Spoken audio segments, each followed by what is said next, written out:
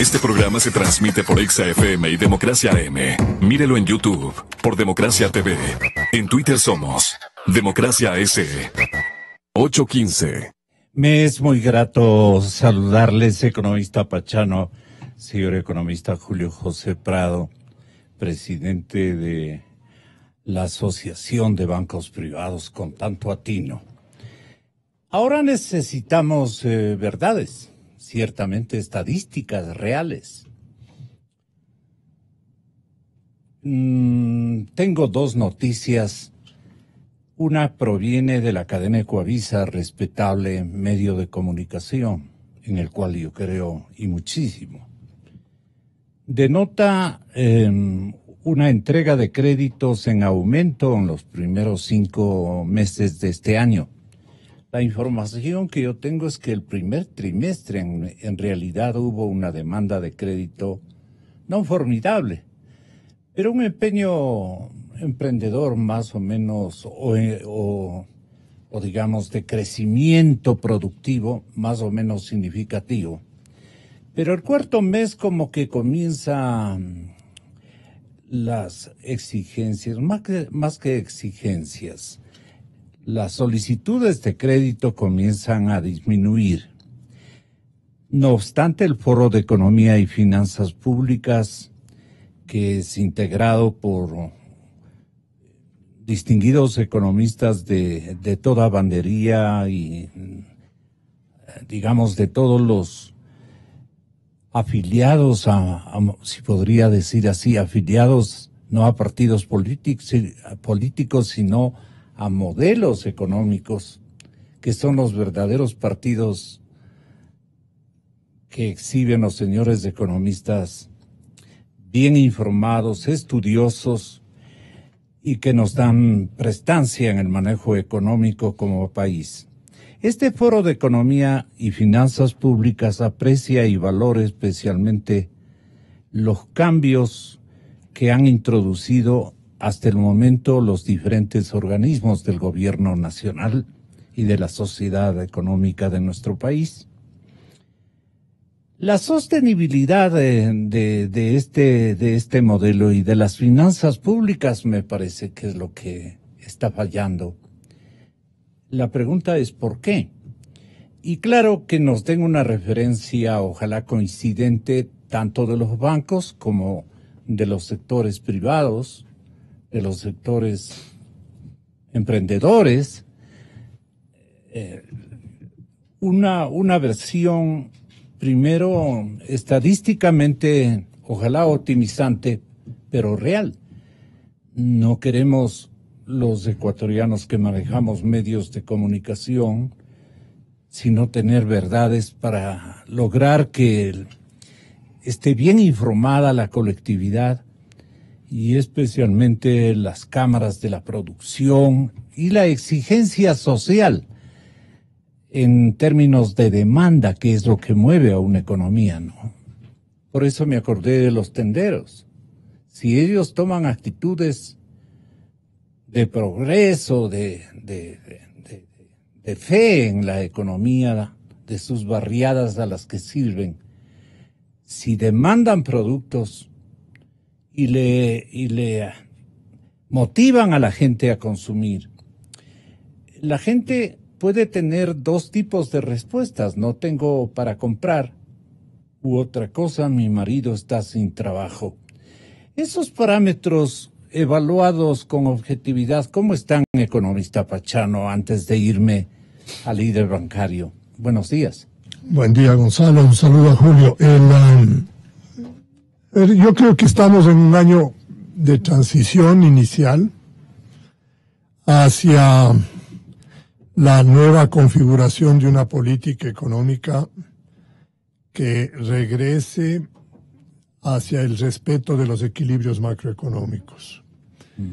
Es decir, que abandone todo ese largo proceso construido en los últimos 11 años, basado en la presencia vigorosa de un Estado irresponsable, ineficiente, inmoral, que ha permitido que se multipliquen actos bochornosos, de manejo de los recursos públicos, hacia una sociedad en donde el Estado sea más eficiente, cumpla con sus obligaciones sociales fundamentales, y yo creo que eso es lo que hay que precautelar en este proceso, y que volvamos a reencontrar a un sector privado mucho más interesado en las potencialidades del Ecuador antes que en oportunidades en el exterior. El sentido común me dice que lo que ahí se necesita entonces es un cambio de cuadros. Más que de cuadros humanos que hagan factible tanto en el sector privado, aludo a los bancos, incluyo a los bancos, como en el que trazan las políticas de activación económica, ¿no? Pero de políticas económicas. Lo más importante, ¿cuál es lo más importante? Lo más importante es que el gobierno esté convencido y haga una demostración consistente de que abandona la línea de la política económica anterior porque no le ofreció los resultados que tanto predicaron a lo largo. Tal vez la palabra ponderaron a lo largo de tantos años, y que ahora está decidido a rectificar ese rumbo y nos demuestra con hechos, ya no con simplemente declaraciones políticas, sino con hechos de que este nuevo rumbo de la política económica empieza a configurarse. Este va a ser un proceso muy largo, Gonzalo. ¿Por qué? Ruidoso. Porque la descomposición acumulada a lo largo de 10 años, con un modelo que tiene una, yo diría, inflexibilidad particular por el tema de la dolarización, no puede corregir los daños, los desequilibrios, los desperfectos que tiene la economía en el corto plazo, a manera simplemente de ejemplo. La economía no puede seguir sosteniendo un Estado que represente el 40% de toda la comunidad. No puede. Eso es imposible, no es viable. Le hemos recargado, le hemos multiplicado de tributos, cada uno más complejo que otro. A la comunidad económica. A toda la comunidad de personas y económica, que no se ha salvado nadie. Y hoy nos encontramos... Nos han sangrado, digamos, a los ciudadanos y a los emprendedores. Y no solo a ellos, sino también le han endeudado al Estado ecuatoriano. Se han tomado los ahorros públicos, se han tomado los ahorros privados. Todo es un caos, entonces. Claro, entonces tenemos un problema de una dimensión que no puede resolverse en 1, en 2, en 3 años. Si nosotros queremos regresar a un Estado que sea compatible con la capacidad de pago de los ecuatorianos, con la capacidad de generación de riqueza y de producción de los ecuatorianos, nosotros tenemos que reducir de lo que hoy tenemos en gastos más o menos 10.000 millones de dólares. Y eso significa, para que nos demos cuenta del tamaño del problema, el rol completo del gobierno nacional. Eso es lo que nos cuesta el rol de pagos del gobierno nacional, y eso es lo que tenemos que reducir. Obviamente no vamos a... no se esté pensando que hay que despedir a los 550.000 empleados públicos, no. Sino que hay que reestructurar toda la configuración institucional, volverla mucho más eficiente. Y en ese plano necesitamos un tiempo que va a ser bastante largo, para que... ¿De cuánto tiempo estamos hablando? Para alcanzar niveles ortodoxos o modernos. No ortodoxos, yo creo que son niveles sensatos de manejo económico, Gonzalo. Igual que se hacen en las empresas privadas. ¿Y eso no se puede mejorar simplemente con la actitud? Claro, bueno, pero la actitud va a venir como resultado del ejemplo que nos dé el gobierno, de su decisión, de su compromiso con esta nueva visión. El presidente usó una frase que no era muy conocida de Keynes cuando hizo las primeras declaraciones y se refería a que en la época en que Keynes vivía, que era toda entre la Primera Guerra Mundial, la crisis de los años 20 y 30, y Keynes modificaba sus puntos de vista con alguna frecuencia, y los contradictores de Keynes le decían que no era un economista fiable porque cambiaba de opinión. Y Keynes les contestó, si el mundo cambia, yo también cambio. Esta parte es la que quiero inaugurar para la intervención del señor presidente de la Asociación de Bancos. ¿No cree que el sistema financiero ha sido una especie de permisivo, ha sido consecuente con los poderes públicos que se entrometieron en actividades incluso de carácter privado, los que dispusieron, organizaron y se tomaron las instituciones, vuelvo y repito, privadas? Los bancos comenzaron a depender de las políticas naturalmente de un hombre vigoroso o de un poder vigoroso, un poder unipersonal que quería manejarlo todo y que se creía el inventor de la economía universal. Entonces, este hombre no era ponderado, no consultaba a nadie, pero disponía cosas y les ofrecía rentabilidades que a los bancos les agradó. Entiendo que un buen periodo de protagonismo intermediario entre demanda y oferta y demanda.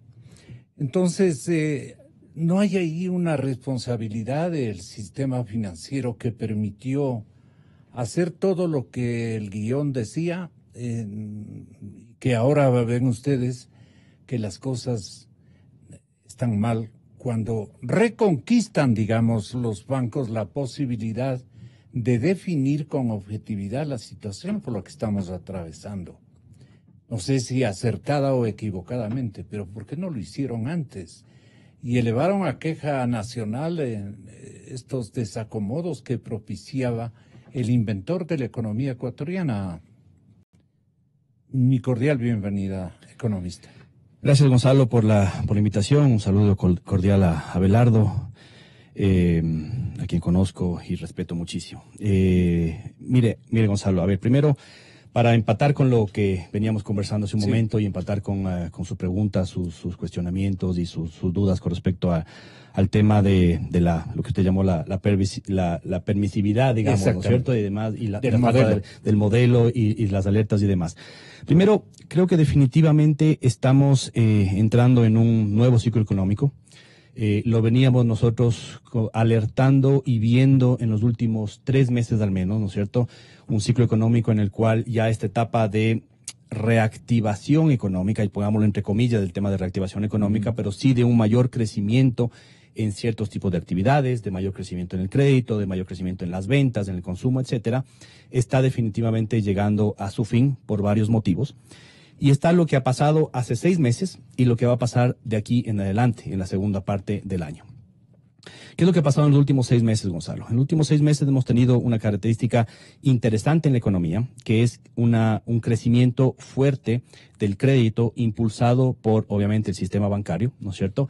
Dependiendo de las cifras que veamos, si vemos solo las cifras de crecimiento del crédito en los últimos 6 meses o lo vemos en términos interanuales, en cualquiera de los dos casos es alto, pero estamos por encima del 15% de crecimiento, de tasas de crecimiento del crédito, ¿no es cierto? Entonces, se ha entregado crédito a todos los sectores productivos, al microcrédito, a la construcción, al sector comercial, al sector de consumo también, pero en general al sector productivo ha tenido acceso al crédito y también con una reducción de tasas de interés en los últimos meses. Ha bajado la tasa de interés en el sistema bancario para todo tipo de crédito y notablemente para el crédito productivo y empresarial. ¿Eso fue un esfuerzo para generar, digamos, una política de fomento productivo o simplemente de respaldo, digamos, a un programa económico que lo hizo factible la administración del expresidente Correa?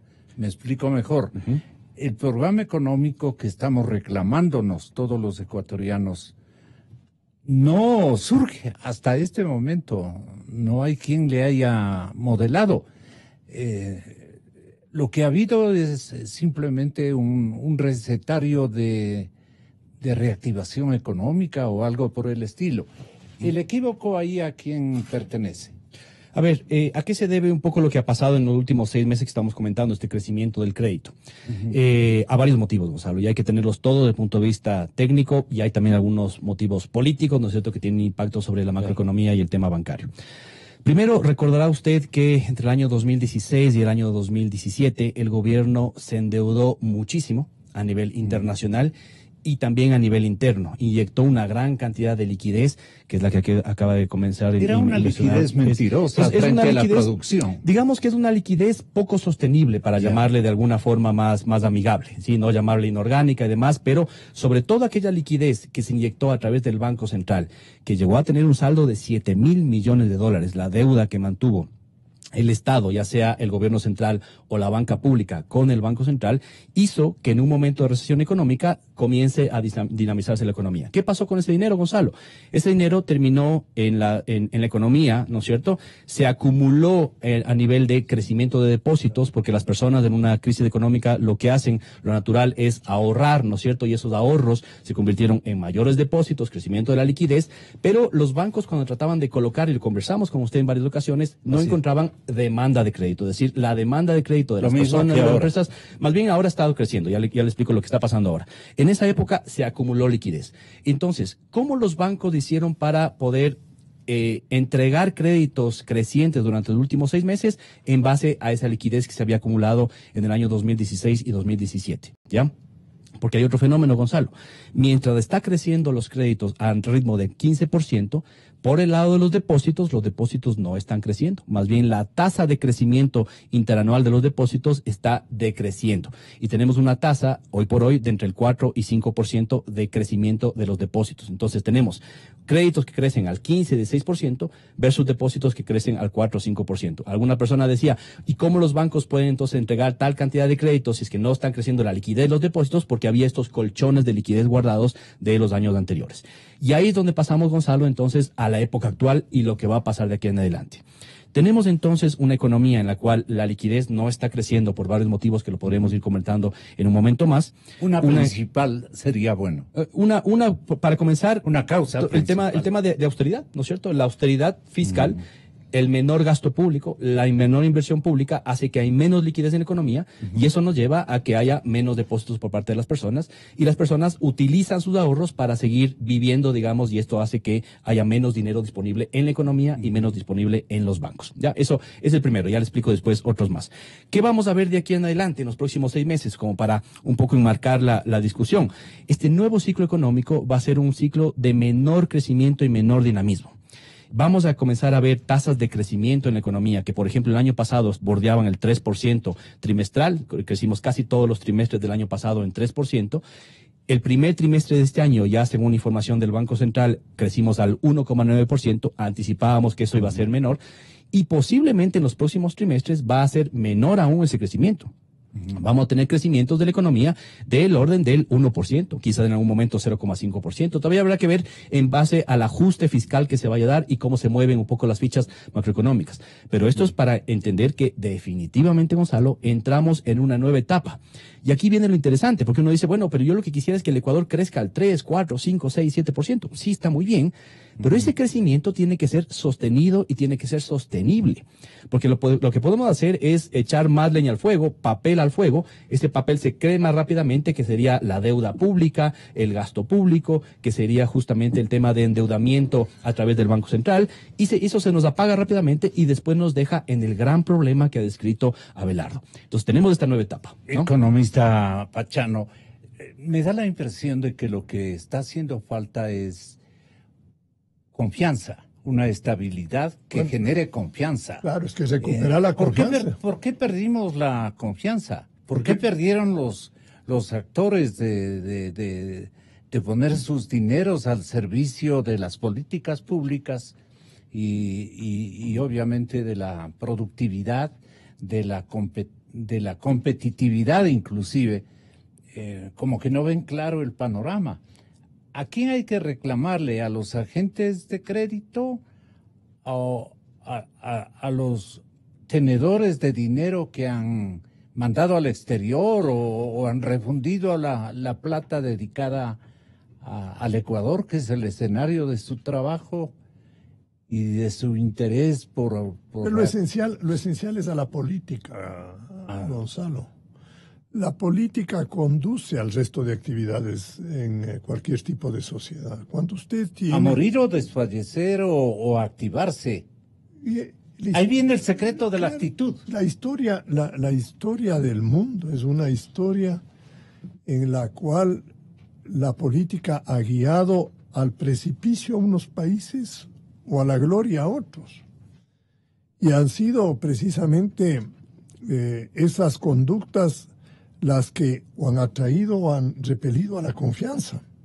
Nosotros hemos tenido 11 años de agresión al interés individual, a la actividad privada. ¿Cómo se ha dado la agresión para que escuchen todos y comparen? Si a él también le han cometido una agresión, le han perpetrado una agresión, ¿a quiénes nomás ha llegado esa agresión? ¿A quién no le ha llegado, diría yo? Ya. La multiplicidad de impuestos. Uno. Se han creado impuestos para todo. La multiplicidad de trámites. Hoy día, para hacer cualquier cosa, hay que escribir hasta con esferográfico azul, no les reciben. Sí, una tramitología, con esfero negro un proceso, cualquier tipo de proceso, por más sencillo que tenga un ciudadano, es un verdadero dolor de cabeza. Tenemos una estructura pública tan voluminosa, tan complicada, que es difícil inclusive de autogobernarse. Es más, la intromisión del Estado en muchas actividades privadas, Gonzalo. El cercenamiento de derechos. ¿Qué actividad no ha visto cercenada sus derechos? Empecemos por la propia actividad financiera. A la actividad financiera, los derechos de los accionistas están cercenados. Los derechos de la administración están cercenados. Los principios básicos de regulación están cercenados. Hay una intervención brutal. En los medios de comunicación, ¿qué no está cercenado? Está cercenado y estaba cercenado hasta la opinión. Lo que no está cercenado es el endeudamiento público. Bueno, porque es la intromisión del Estado abusiva en la sociedad y para justificar semejante... ¿Cómo se tomó los capitales de los bancos del Estado? Más que de los bancos, se tomó del país. Del país, sí. Se tomó del país por una vía, yo diría, permanente de ir buscando recursos en donde hay excedentes. En el IES hay excedentes, aquí entramos, tomamos los recursos del IES. En donde más hay excedentes en el Banco Central, liquidez los tomamos mentirosa. los del Banco Central. Es que, claro, ha sido una política... Porque era una liquidez no productiva. No, era una liquidez que no le pertenecía, primero. O se tomaban los dineros. Y segundo, que estaba destinada para otros propósitos. El Ecuador perdió flexibilidad financiera para manejar su situación, lo que Julio José acaba de mencionar.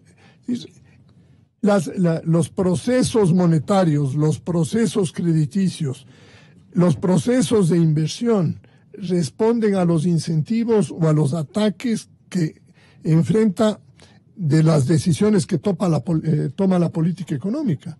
Si la política económica le dice, vea mi amigo, lo que yo le decía que antes valía, ahora ya no vale porque le voy a poner más impuestos o porque le voy a tener estos recargos o porque le voy a imponer determinado tipo de restricciones, ese inversionista se va. El mundo moderno está tan interconectado y las oportunidades están tan a la mano que es imposible pedirle a un inversionista que descuide el valor de su patrimonio porque el Estado le está pidiendo un nuevo sacrificio en ese sentido. Es decir, muchas veces ya lo ha hecho y ha perdido en cantidades importantes. Hoy nosotros debemos reconocer que los daños de la economía de alguna manera fueron frenados por la existencia de este sistema monetario extranjero, del dólar.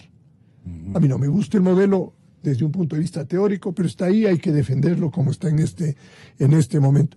Y frenó los desvaríos permanentes de la política económica del gobierno anterior, que siempre se quejó de que la dolarización era un óbice para sus intereses de gasto. Si no, hubiéramos llegado casi al nivel del desbarate que hay en Venezuela. O si usted quiere hacer una reflexión rápida, cuando nosotros nos dolarizamos, teníamos 25.000 sucres por dólar. Para muchos esto es una novedad porque hay nuevas generaciones que nos escuchan. Pero en el año 2000 eran 25.000 sucres por dólar. En el año 2000, en Argentina era $1 por $1. 1. Hoy en Argentina son 30 pesos. Hoy son 30 veces.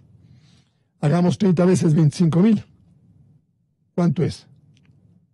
30 veces 25.000 es 7 millones y medio. 7 millones y medio de sucres por dólar tendríamos nosotros. Ahora, si hubiéramos seguido la misma ruta argentina, no la ruta venezolana, sino tendríamos esa brutalidad, ¿no? Es decir, 7 millones y medio de sucres por cada dólar, siguiendo la ruta argentina, que no es tan grave como la ruta venezolana. Entonces, el dique de la dolarización nos evitó eso, que hubiera sido mucho más complicado todavía de lo que estamos hablando, porque indiscutiblemente con un sucre o con una moneda nacional de esa dimensión, los ecuatorianos, los trabajadores, no hubieran tenido la remuneración de $360 por mes, sino probablemente $60 por mes o $50 por mes.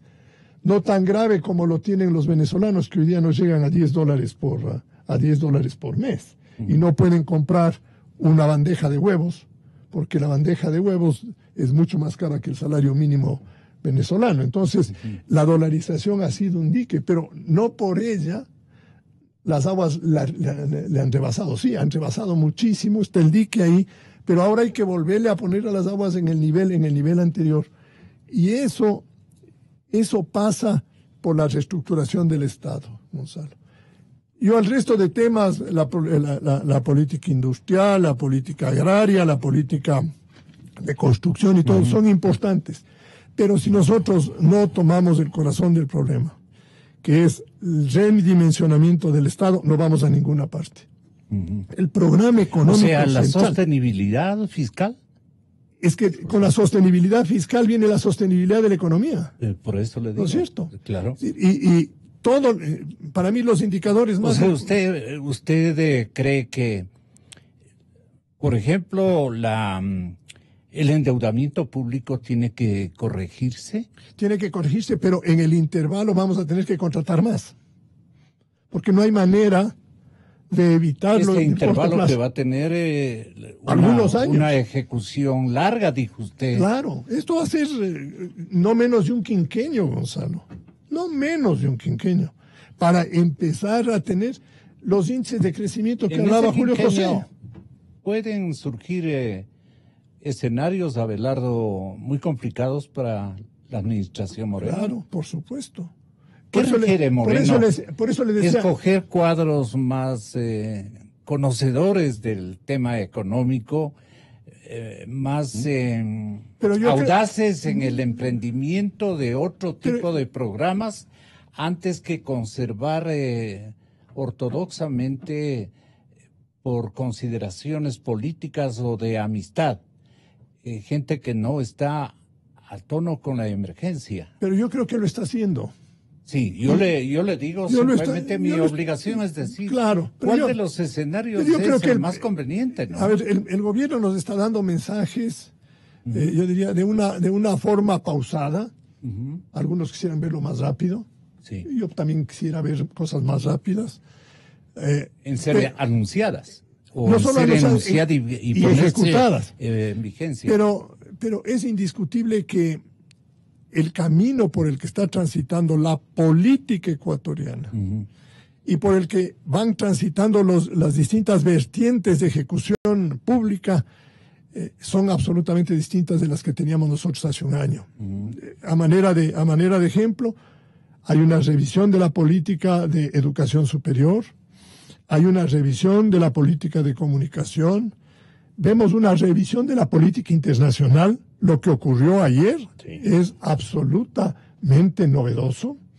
Yo creo que el Ecuador está camino a salirse del ALBA, y esa es una buena noticia. Desde luego. Para mí me parece una noticia estupenda. No me llamaría la atención de que el UNASUR en un momento determinado... Dicen que se llama ahora. Sí, pero no me llamaría la atención que el UNASUR fracase, y ojalá le convirtamos ese enorme monumento que es la obra que se hizo ahí en un lindo museo ecuatoriano. Sí. Aprovechemos esa inversión desmesurada y desproporcionada que hizo.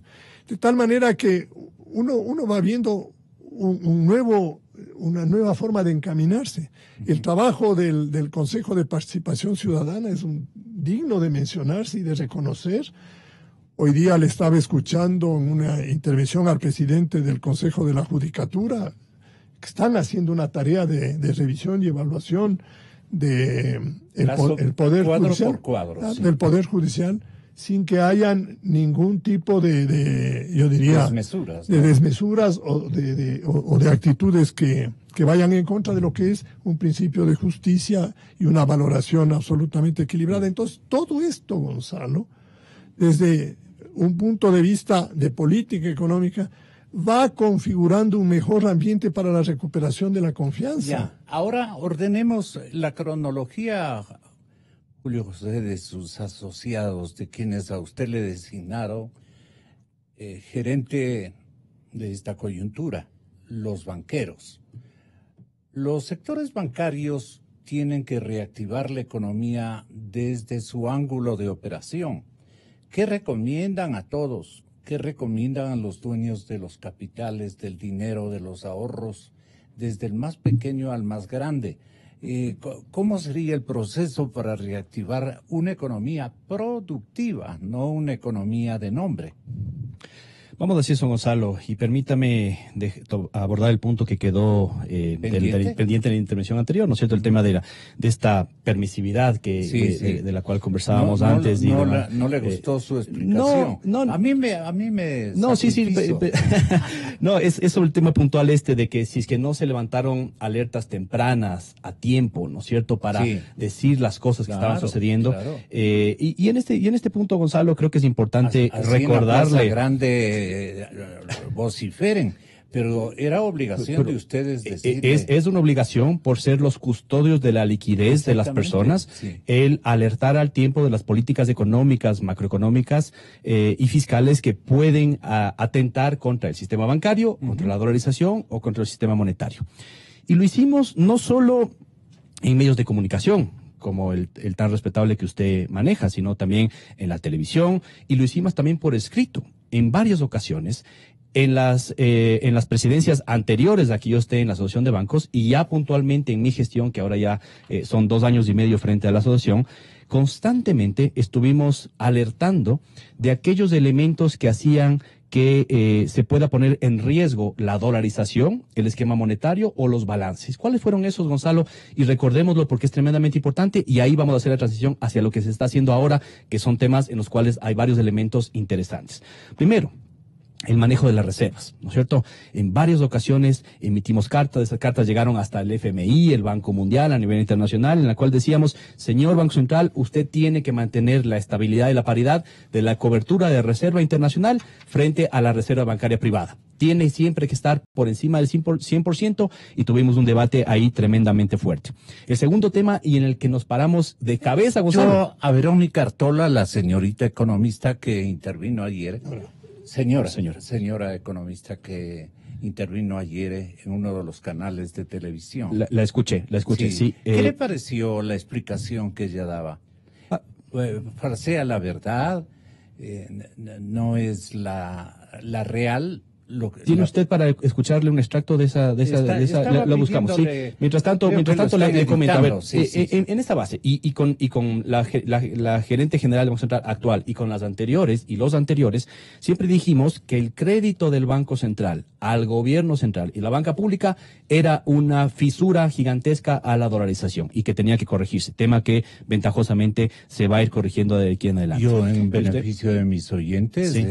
pedí una entrevista por línea telefónica a Verónica Artola, y nos contestaron que está en una reunión. Mil disculpas. Yo pedí hace contados instantes.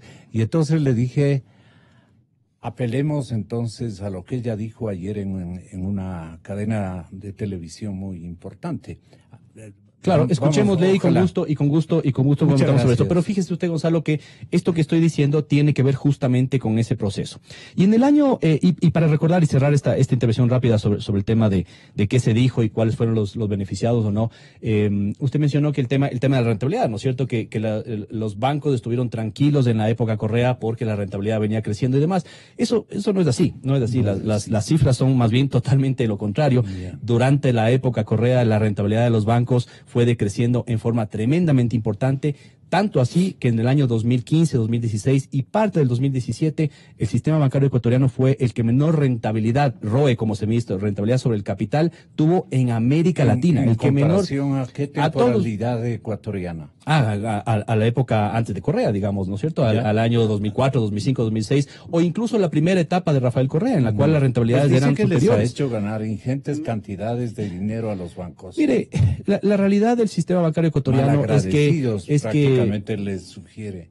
Son ustedes. A ver, Gonzalo, este es parte del problema, no solo del sistema bancario ecuatoriano, sino contra todo el sistema empresarial, contra todo lo privado en el Ecuador. Así es. Lastimosamente, el modelo del gobierno anterior lo que trató es de minimizar la actividad privada, incluida la actividad bancaria, casi que desaparecerla en algunos sectores, ¿no? Incentivar, digamos, de esta discusión entre lo público y lo privado, y lo que generamos es una economía que no se mueve, que no camina, si es que el sector público no la incentiva, no saca más deuda, o si es que el petróleo no está alto. Y eso es lo que hemos visto en los últimos años. Entonces, ¿qué es lo que le dijimos al Banco Central? Usted recordará, Gonzalo, en el año 2000, lo he comentado aquí, quiero repetirlo.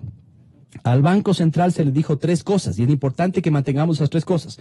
Primero, usted no puede emitir, señor Banco Central, porque estamos dolarizados, y entonces usted no puede emitir ninguna moneda, no puede emitir. ¿Qué fue la batalla clave que tuvimos, la batalla cumbre que tuvimos, Gonzalo, durante los últimos 5 años prácticamente, y yo más fuerte en los últimos 2 años? El famoso dinero electrónico.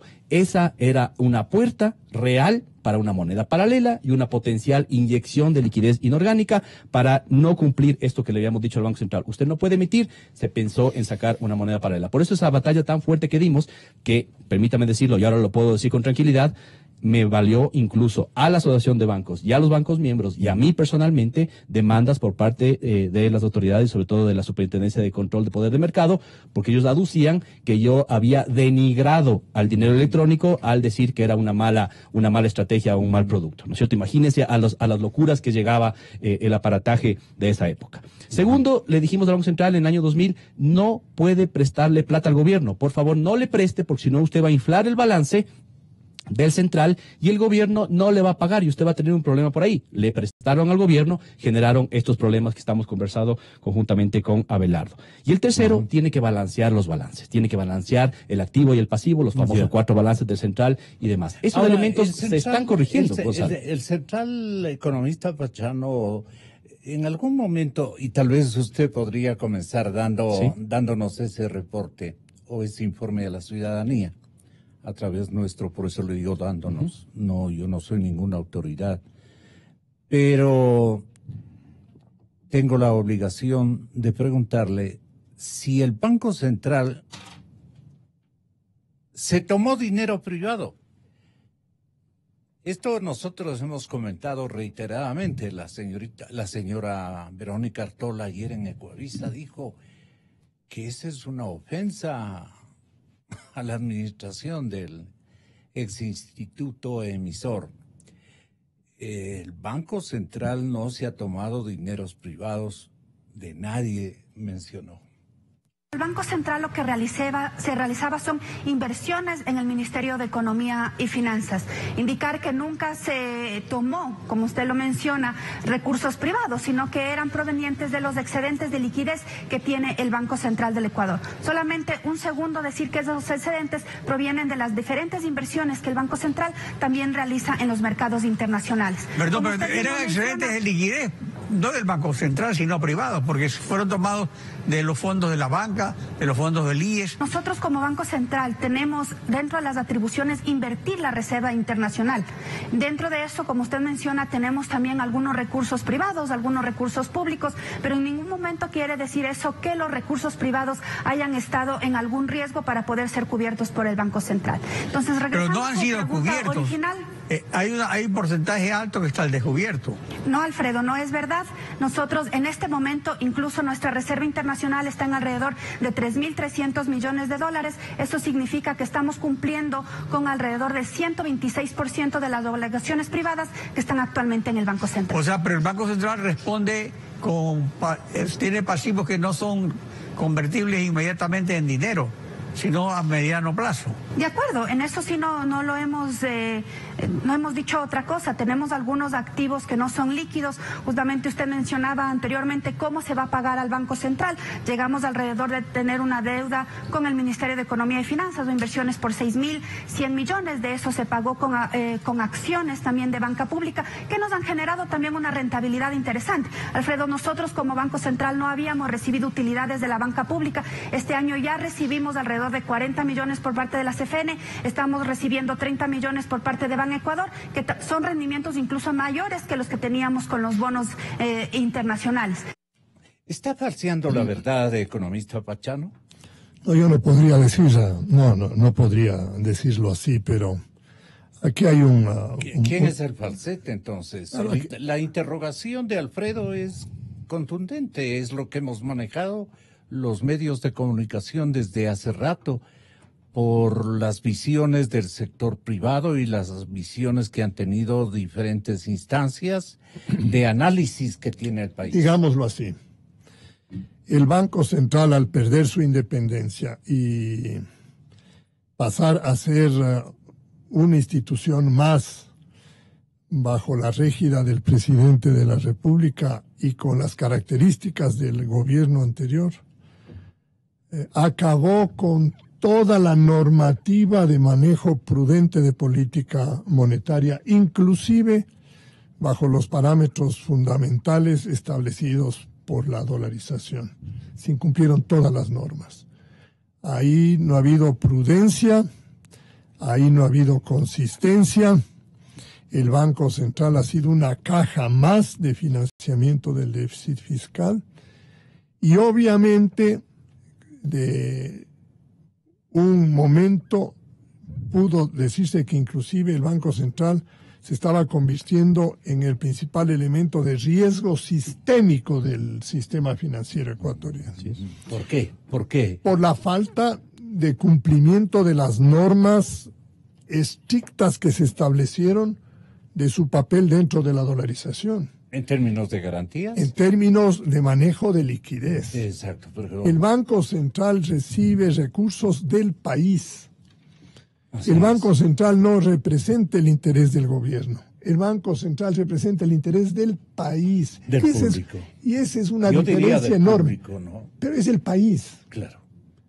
Y esa es sus diferentes manifestaciones productivas. De entidades públicas descentralizadas, de entidades financieras privadas, de la producción, de todo el país, porque a la final ahí está concentrado la liquidez primaria que ahorra a la sociedad para poder atender sus transacciones normales e incluso para poder cubrir situaciones extraordinarias.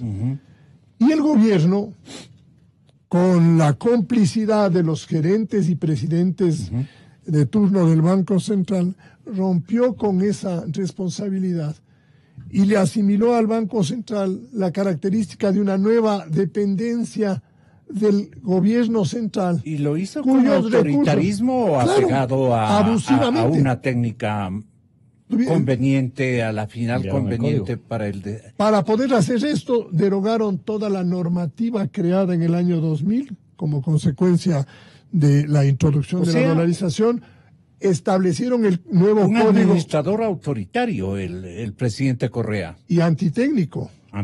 ¿Cómo le prueba eso? Porque debe estar escuchándonos este momento. Porque simplemente más de 7.000 millones de dólares de las reservas internacionales, más de 7.000 millones de dólares de las reservas internacionales, hoy día su recuperación depende de la capacidad de pago del Estado ecuatoriano. Y eso no puede ser.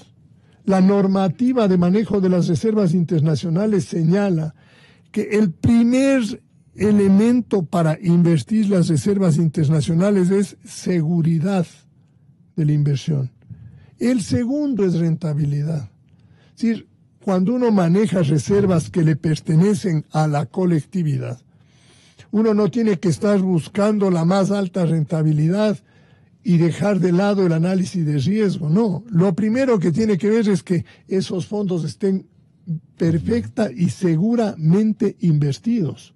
Si es que eso le da una rentabilidad más baja, no importa, pero sabemos que están en manos y en instrumentos que mañana se pueden convertir en dinero en efectivo para atender cualquier tipo de ocasión. Hoy día tenemos fondo de garantía, ¿no? Hoy día tenemos 7.000 millones prestados al gobierno, mal llamados inversiones, prestados al gobierno, que si mañana necesitamos esos recursos del gobierno no tiene manera de pagarlo. Sí. Y en el mercado se lo pagó con acciones, mercado no hay posibilidad de negociar los papeles del Estado ecuatoriano, sino con un descuento enorme que perjudicaría el interés de la colectividad, de tal manera que esa desnaturalización del Banco Central, le hemos dicho de manera reiterada y hasta cansona a lo largo de estos 10 años, Gonzalo. Y hoy día ¿por en la qué ley permanece la respetable dama Artola en la conducción del Banco Central por orden del señor presidente Moreno? Entonces, pues el gobierno esa incongruencia... La pregunta la tiene que contestar el gobierno, no nosotros. Ya.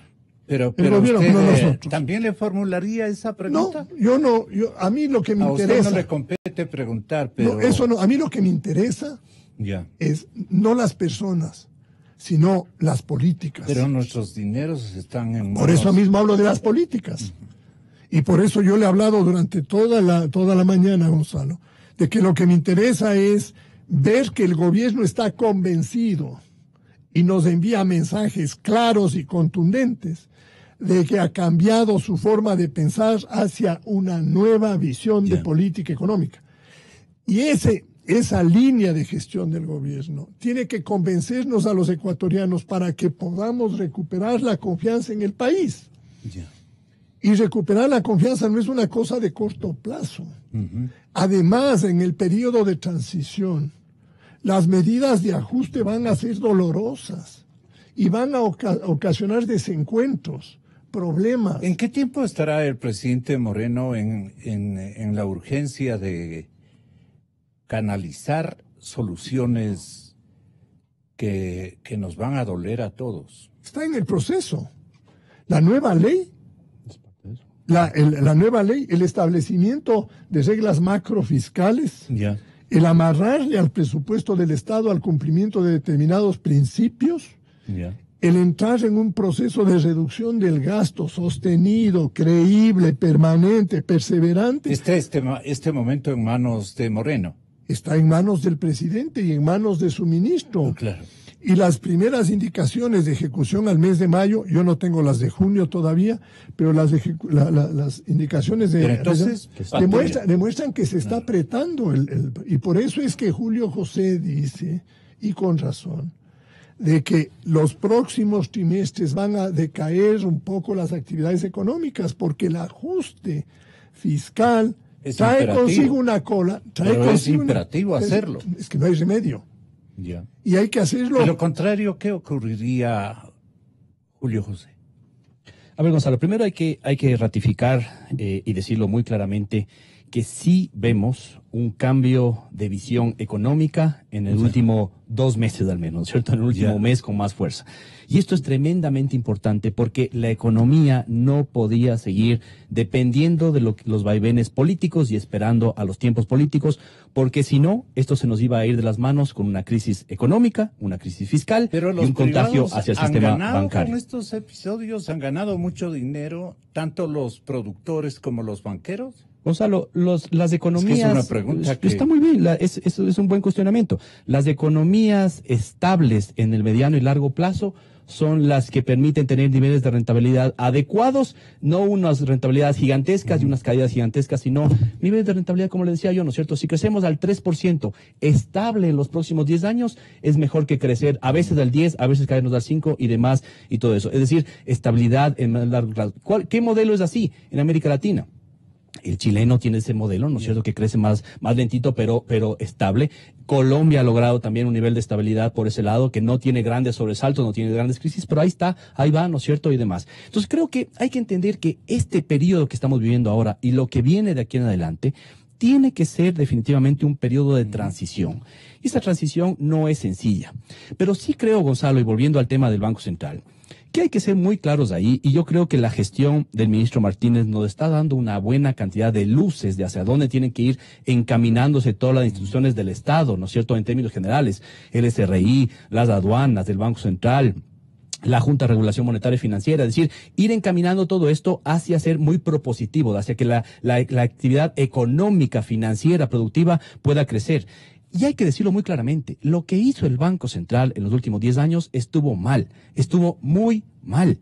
Lo que nos llevaron es al límite de la dolarización, haciendo que el Banco Central se comporte como un banco comercial, y eso no hay cómo taparlo.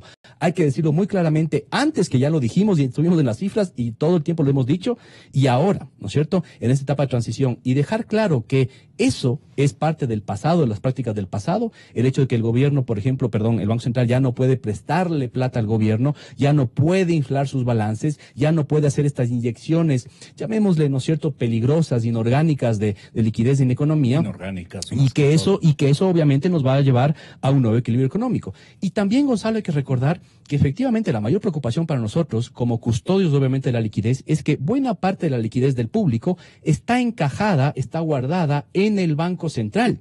Y entonces el Banco Central tiene la obligación de respaldar siempre el 100% de todos sus recursos. Y la realidad, Gonzalo, es que durante mucho tiempo, durante unas ocasiones, durante los últimos 3 años, en varias ocasiones, no cubrió el 100%. Y llegamos incluso a niveles de cobertura de solamente el 60% de obligaciones bancarias. Y óigame bien, de las obligaciones totales, porque una cosa es la plata de los bancos privados en el Banco Central, otra cosa es las obligaciones con los organismos seccionales, con los municipios, con los GATS, plata pública, etcétera y demás. De esas obligaciones, el cash, es decir, la reserva internacional frente a las obligaciones y a los pasivos, era en ciertos momentos inferior al 30%. Es decir, si es que yo mañana como banco o como una persona que tiene su plata en el Banco Central o una institución que tiene el Banco Central iba a pedir esos capitales, no había. Entonces, el Banco Central, si quería comportarse de esa forma, tenía que estar sujetos a otro tipo de controles y demás. Y usted preguntaba también, para ir matizando esta parte, antes de sobre eso, las alternativas, digamos, antes ¿cierto? de Sí, eso, Gonzalo. ¿cuál Digamos. es la opinión que ustedes tienen sobre el índice de libertad económica que está preparando el Heritage, la Fundación Heritage, con el índice de competitividad que está elaborando el Foro Económico Mundial? Si podría usted explicarle a la ciudadanía y a los actores económicos pequeños, medianos y grandes de nuestro país que nos escuchan, ¿cómo consideran gravitantes sobre la inversión, los esfuerzos de crecimiento económico, de empleo, de estructura política, de política laboral, que hemos estado nosotros equivocados y que han arrojado productos pésimos en términos de productividad y la flexibilización laboral que no ha llegado por nada del mundo, sino más las garantías para los trabajadores, pero sin sustento, ¿no es cierto? Sin un modelo económico que premie las actividades productivas. Sí, por favor. Que me perdone Julio José, simplemente por... Sí. Pero todos esos indicadores van a seguir siendo malos para el Ecuador durante un buen tiempo. Claro, sí. Van a ser malos. Porque este proceso ¿Ustedes se anticipan a una suerte de lo grave, ¿no? De que los sectores económicos y los consumidores y los trabajadores en términos globales, los trabajadores públicos, los funcionarios, los trabajadores privados, sus funcionarios, las cadenas virtuosas de carácter laboral van a sufrir escasez, carestía? A ver, una página muy complicada que le va a tocar responder y asumir al presidente Moreno, habiendo sido causado por el anterior gobernante inescrupuloso, ¿no? Así es la vida, Gonzalo. ¿Y cómo no? Ustedes que tienen que aclarar que esto no es problema del señor presidente Moreno. Separemos los... Es que ustedes son voceros diarios, cotidianos. Pero separemos los niveles, además. Separemos los niveles de análisis.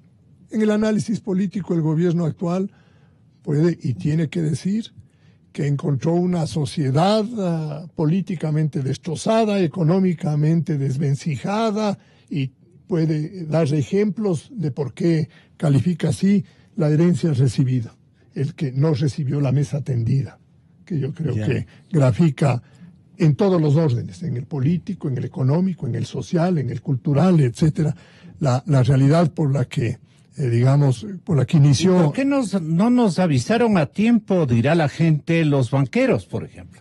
A ver, yo creo que los distintos sectores económicos y voceros de distintas versiones y visiones económicas y políticas le estuvieron permanentemente diciendo al país y advirtiendo el camino por el que transitaba. Era equivocado.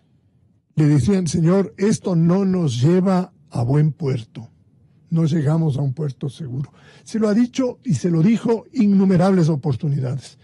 Incluso, y aquí Julio acaba de señalar una anécdota de una suerte de represalia que recibió como consecuencia de una advertencia de esa naturaleza. Todos recibimos no solo amenazas, sino fuimos vilipendiados y acusados de hechos que realmente nunca los hicimos, pero era la manera de mantener a raya a la gran colectividad ecuatoriana. No fuimos todos, pero las advertencias siempre se dieron. Y en su proceso de victimización en la cárcel 4 va a seguir con el mismo discurso, Correas y extraído de este luego. Pero ahí, Gonzalo, ahí vuelvo al origen de la pregunta suya.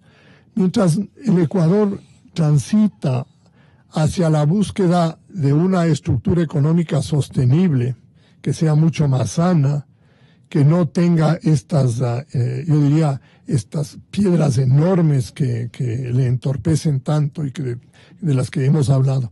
Las calificaciones internacionales del Ecuador no van a ser buenas, pueden ir mejorando en el tiempo. Sí, pueden ir mejorando. El riesgo país seguirá siendo más alto que otros.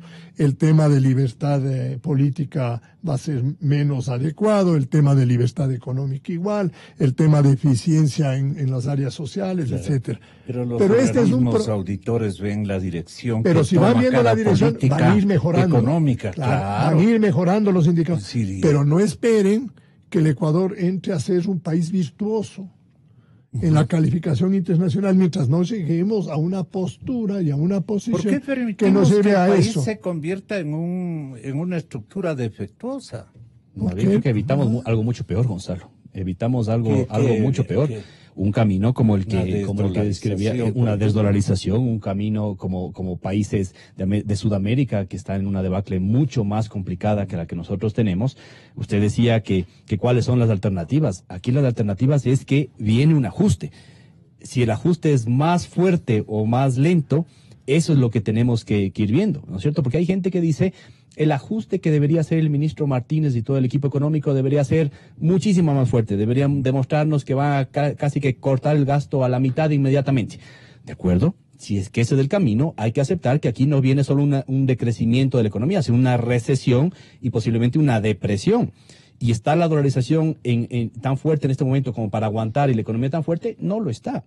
Por eso es que hay que ir caminando paulatinamente hacia ver las alternativas y corregirlo con lo que... La causa de esto es complicadísima. La causa del tema fiscal. Claro, Gonzalo, y perdone, solo volví a... ¿Cuál es la causa de los problemas que quede grabado en la mente de los ecuatorianos que nos escuchan? La fundamental es la desproporción del tamaño del Estado.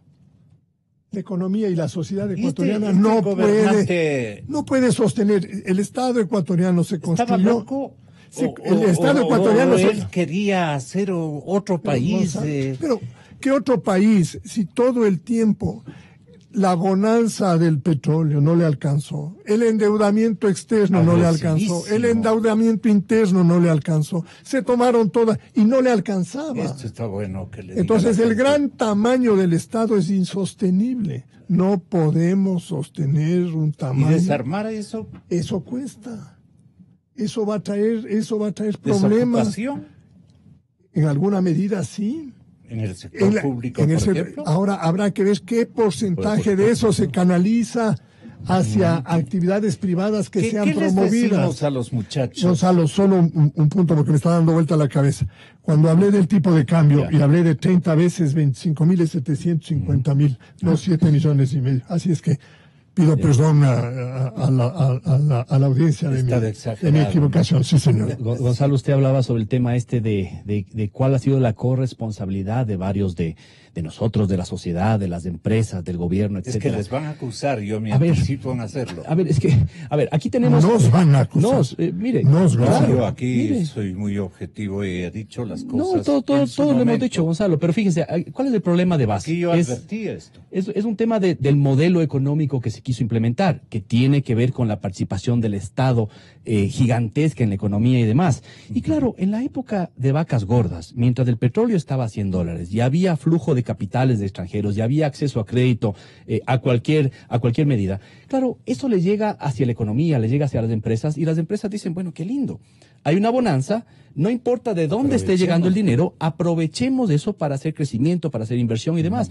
Y eso es muy dañino a largo plazo desde el punto de vista de competitividad, que es lo que usted estaba mencionando, Gonzalo. Porque lo que pasa ahí con las empresas es que se vuelven empresas oportunistas, no oportunas. ¿Cuál es el tema Que sean empresas oportunas. La diferencia entre una empresa oportuna y oportunista es, la empresa oportuna mira a largo plazo, invierte, piensa en estrategias. La oportunista piensa en el corto plazo, mira dónde se mueve el gobierno, dónde puedo invertir, la empresa por aquí, la carretera por allá y demás. Y obviamente se puede hacer plata en ese modelo, claro que se puede hacer plata, pero no es sostenible. Han hecho mismo. Pero por supuesto. Y entonces el modelo nos lleva a eso, nos lleva a acomodarnos, el modelo de sustitución de importaciones, de encerrarnos, de pensar solo hacia adentro, nos lleva a acomodarnos, nos lleva a no generar nuevas oportunidades. Y el rato que se nos acaba la gasolina, que es el petróleo, el gasto público, la inversión, y vemos que se han hecho inversiones muy mal hechas, de pronto nos damos cuenta que se nos apagó la fiesta en medio camino y no tenemos con qué sostenerlos. Asimilaron, no me cuento entre ellos, los que mal asimilaron ese brote de felicidad económica, de existencia de grandes capitales que uno podía utilizar sin saber hacia dónde apuntar y hoy día, las baterías productivas o de mercados, aprovechar de mercados de demanda, especialmente de demanda. Esa falencia, esa mala decisión, ahora va a caer en un discurso de disculpa, en el sentido de que la mayor parte de los empresarios han de decir: no tengo de dónde pagarles, señores banqueros. No es posible. ¿Ustedes permitieron eso? Bueno, que permitieron. Yo sigo insistiendo en eso, ¿no? A ver, yo creo que ese es un tema que podríamos quedarnos aquí 8 días. Pero, Gonzalo, las crisis afectan a todos los sectores, los que recibieron beneficios y los que no. Y hoy día, en el proceso de transición, quienes tienen que soportar yo diría, mayor fuerza son los sectores pudientes, las empresas, el sistema financiero y todo. En la transición no hay que buscar rentabilidad, hay que buscar viabilidad de la solución del problema. Sustentación de cada uno de nuestros Yo diría, Ajá. En esta etapa, conforme vaya avanzando el ajuste fiscal, ¿Ya? irá moderándose la carga tributaria. Pero conforme avance el proceso, mientras tanto, hay que cumplir con las responsabilidades tributarias. Nos duela lo que nos duela.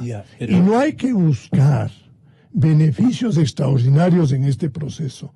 Lo que hay es que ser un contribuyente más a un proceso de fortalecimiento económico, trayendo capitales. Si es que las señales son buenas, traer los capitales. Solamente las inversiones propias y ajenas. Sin inversión privada no hay solución. Solucionar el problema. Olvidémonos. Igual que sin reducción del Estado no vamos a un camino de redención de la economía. Sin inversión privada no hay crecimiento. Claro. Son las dos cosas básicas. Pero donde manda un loco no conviene traer capitales. ¿Por qué los trajeron?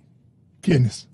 Donde manda los inversionistas que vinieron a especular. Pues. Bueno, pero si hay algo que el Ecuador diferencia del resto de países de América Latina, es que la inversión extranjera, donde nosotros no tuvo absolutamente ningún papel. Mientras en países como Colombia, Perú, Chile, Brasil y todo, la inversión extranjera le levantó a esos países, creó nuevas oportunidades de empleo, donde nosotros no hubo.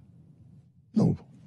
Eso es calamitoso. Pues. Así, esa es la historia. Así son los números, Gonzalo. 400 millones en Ecuador, sí, señor. 400 millones de inversión extranjera en el Ecuador en promedio en los últimos años, por años, versus 10.000, 11.000, 12.000 millones en Colombia y en Perú, ¿no es cierto? Y en términos porcentuales lo mismo. Y creo, Gonzalo, es importante ir cerrando con la percepción y que quede claro en el empresariado que nos está oyendo, en los escuchas de las personas, que quede muy claro que efectivamente viene una época de vacas flacas. Y esa época de vacas flacas no se puede evitar porque tenemos que sincerar la economía, tenemos que sincerar los negocios y esta liquidez, ¿no es cierto?, que ha venido inyectándose durante la época anterior, es una liquidez no sostenible y ahora tenemos que pagar las consecuencias de eso. Pero si no estamos dispuestos a este ajuste, a tener una economía que crezca menos, pero que en el largo plazo nos dé más alternativas, pues ahí sí vamos a tener en algún momento un pare tan fuerte que nos va a llevar a una crisis económica de dimensiones tremendamente fuertes. Entonces tenemos que estar dispuestos a entender esto y ahí sí es un tema de, bueno, entender lo que se heredó del pasado, cómo cortamos esos vasos comunicantes del pasado para cambiar totalmente el modelo económico. A mí permítame decirle que sí veo elementos que nos pueden llevar a un nuevo modelo económico, a un cambio, no total como uno quisiera, ¿no es cierto? Pero hay una gran cantidad de elementos que nos permiten decir, bueno, de aquí en adelante vamos a tener menos crecimiento, pero tenemos un poquito más de estabilidad, ¿no es cierto?, en reglas fiscales, macrofiscales y un panorama más claro a futuro. Achicar personal es conveniente, achicar gasto corriente en las empresas es conveniente, o hay que limitar, digamos. Eso es lo grave, ese es el costo social que tenemos que asumir todos. Usted tiene dos caminos. A ver. O crece con el personal y la infraestructura que tiene para que mejore su productividad. Con otras ideas, otros frentes de servicios, otros productos y todo.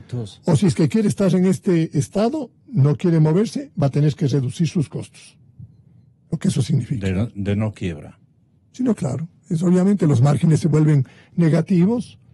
La caja no le da para seguir cumpliendo sus obligaciones y consecuentemente no tiene viabilidad. Hay que ser creativos, Julio José.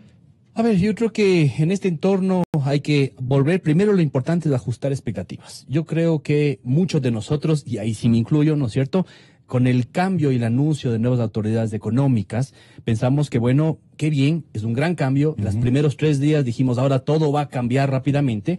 Y después, cuando comenzamos a ver lo que ya anticipábamos, que son las cifras internas, el gran desbarajuste que hay en el Banco Central, en el Ministerio de Finanzas, los grandes atrasos que existen y los problemas que hay que para conseguir deuda en el exterior por todo lo que se ha creado de aura de antiinversión y no pago de deuda en los últimos 10 años, nos va a llevar obviamente a que haya menor liquidez en la economía, menor dinamismo, y esto tiene que hacer que las expectativas de los empresarios también cambien y nos podamos ajustar a esta nueva etapa. Ojo, Gonzalo, no estoy diciendo que aquí viene una crisis económica, una depresión, una recesión, no.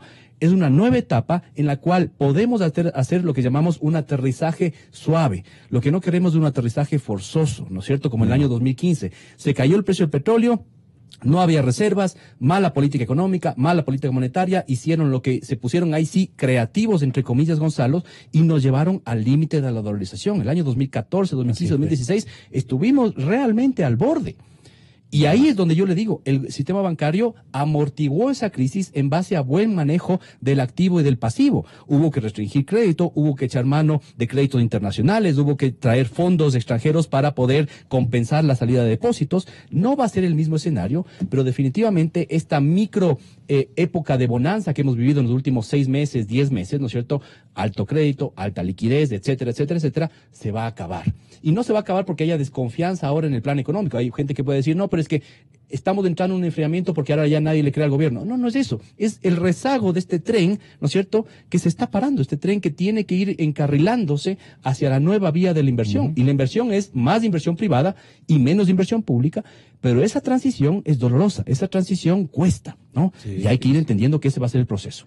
Yo en este momento acudo y apelo a las expresiones de el veterano presidente, muy considerado por este periodista por su pensamiento vigoroso en épocas de vacas flacas, cuando nos decía, sin amilanarse, ese creo que debe ser la pauta de comportamiento. Velasquismo puro. Velasquismo puro, así es. Muy buenos días. Yo soy Gonzalo Rosero, los espero mañana a las 6:45 a buscar la verdad.